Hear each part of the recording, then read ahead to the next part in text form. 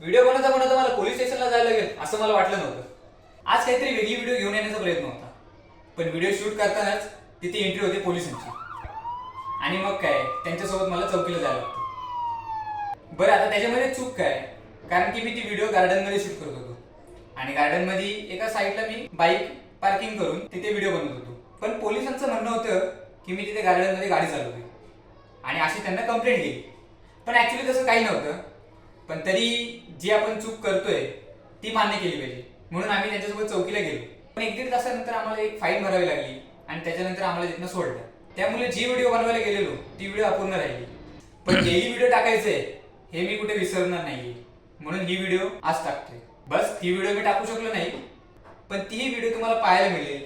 जो कंटेंट होता तो काय होता, काय वेगळं मी ट्राय करत होतो ते तुम्हाला पाहायला मिळेल. त्याच्यामुळे स्टे ट्यून.